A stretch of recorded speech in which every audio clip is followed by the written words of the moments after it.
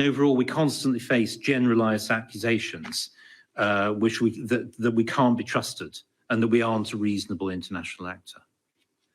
So with all this in mind, we can't help taking it with a bit of a pinch of salt when we're told that the EU has stopped thinking about the UK and it is we who are still obsessed with Brexit. Actually, we're not.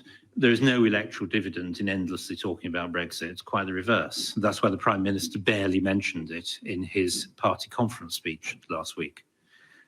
What we do see instead is an organisation that doesn't always look like it wants us to succeed.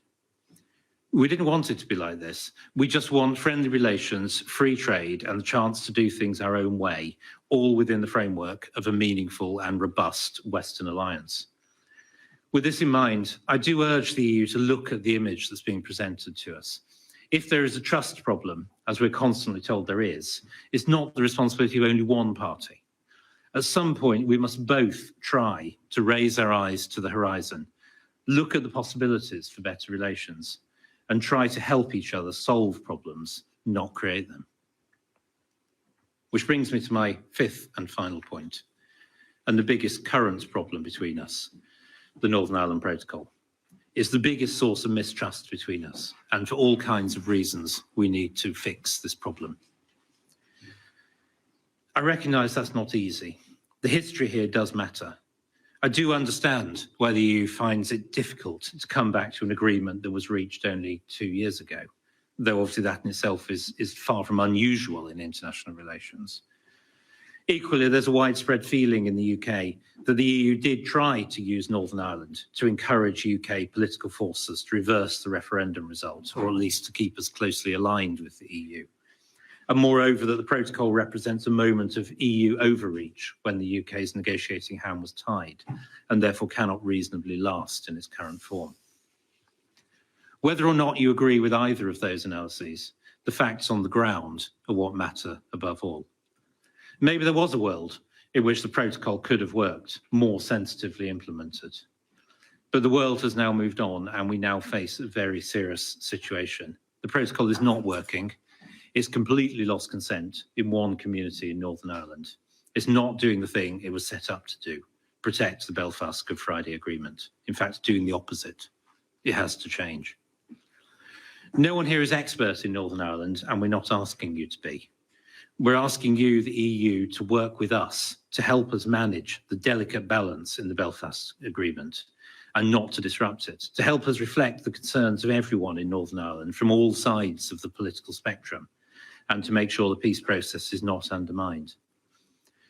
The key feature of the Belfast Good Friday Agreement is balance between different communities and between their links with the rest of the UK and with the Republic of Ireland. That balance is being shredded by the way this protocol is working.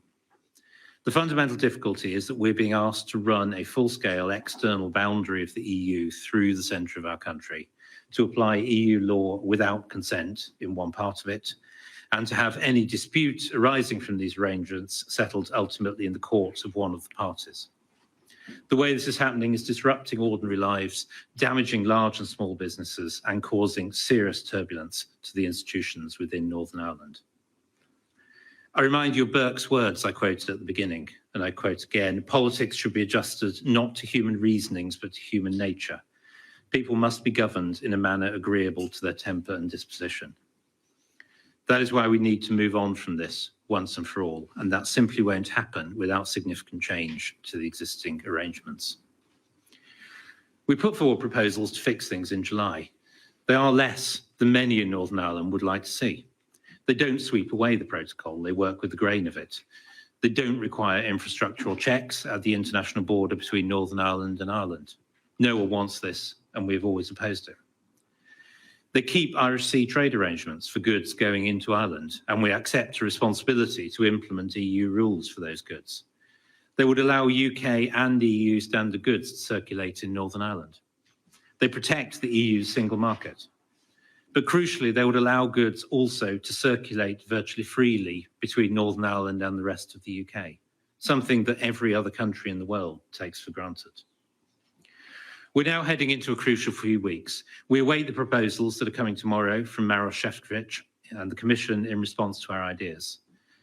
I want to be clear, we'll be really ready to discuss them, whatever they say, and we will obviously consider them seriously, fully, and positively. But I repeat, if we're going to get to a solution, we must collectively deliver significant change. We need the EU to show the same ambition and willingness to tackle the fundamental issues at the heart of the protocol head on. That's why I'm sharing with the Commission today a new legal text, the text of an amended protocol reflecting the proposals in our command paper and supporting, not undermining, the Belfast Good Friday Agreement. And I want to comment briefly on a couple of aspects of this text. First of all, the new protocol that we are proposing is forward-looking. The original version was agreed at a time when we didn't know whether there would be a trade agreement between us and the EU. Many of the most unusual and disproportionate provisions were agreed precisely because we didn't know what the shape of our future trading relationship was going to be. In the face of uncertainty, the original protocol defaulted to excessive rigidity which is now needlessly harming Northern Ireland. We now have a very far-reaching agreement between us in the Trade and Cooperation Agreement, one which regulates all aspects of our trade in the future. So it makes sense to situate the new agreement in that new trading context and bring it in line with those arrangements. They are, after all, the most significant signed by each party so far. Second, our proposal looks more like a normal treaty in the way it's governed, with international arbitration instead of a system of EU law ultimately policed in the court of one of the parties, the European Court of Justice. I think the Commission have been a bit too quick to dismiss governance as a side issue, and the reality is the opposite. The role of the Court of Justice and the EU institutions in Northern Ireland are creating a situation where there's no discretion about how provisions in the protocol are implemented. The Commission's decision to launch infraction proceedings against us earlier this year at the very first sign of disagreement shows why these arrangements are so hard to make work in practice. But it's not just about the court. It's about the system of which the court is the apex, the system which means the EU can make laws which apply in Northern Ireland without any kind of democratic scrutiny or discussion. None of this, we can now see, will work as part of a durable settlement. Indeed, without new arrangements in this area, no protocol will ever have the support across Northern Ireland it needs to survive. So I do urge Portugal, where I am today, everybody in the EU, to look carefully at what we are proposing, as we will look carefully at what the EU proposes. I ask everyone listening to me today to think again about the positions taken so far. If we can put this protocol onto a durable footing, we've got the opportunity to move past the difficulties of the past year. We have a short but real opportunity to put in place a new arrangement to diffuse the political crisis that is brewing, both in Northern Ireland and between us. If we can work on that, then of course other things become possible too. Other significant problems in the relationship of interest to both sides might become resolvable. We would have a chance to move forward to a new and better equilibrium. The protocol itself envisages it can be superseded by future agreements in its Article 13.8. Given the experience we now have, it's clear that it must be. I ask, what does it cost the EU to put a new protocol in place? So it seems to us very little. There's no threat to the single market from what we are proposing. We're not asking to change arrangements within the EU in any way. We're not seeking to generalise special rules for Northern Ireland to any other aspect of our relationship. And for the EU now to say that the protocol, drawn up in extreme haste at a time of great uncertainty, can never be improved upon, when it's so self-evidently causing such difficult problems, would be a historic misjudgment.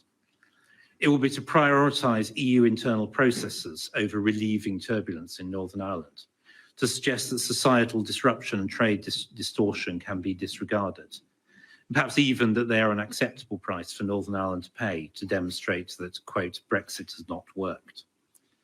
To insist on this route will be to do a great disservice to Northern Ireland and not recognise the process of iterative improvement that has kept the balance and sustained the peace process in Northern Ireland over past decades. Of course, the EU can insist on this, can insist on no change. But if it does, must remember that it is this government, the UK government, that governs Northern Ireland, as it does the rest of the UK. Northern Ireland is not EU territory. It is our responsibility to safeguard peace and prosperity in Northern Ireland. And that may include using Article 16 if necessary. We would not go down this road gratuitously or with any particular pleasure. But it is our fundamental responsibility to safeguard peace and prosperity in Northern Ireland, and that is why we cannot rest until this situation has been addressed. The protocol itself is clear. It respects the, quote, essential state functions of the UK.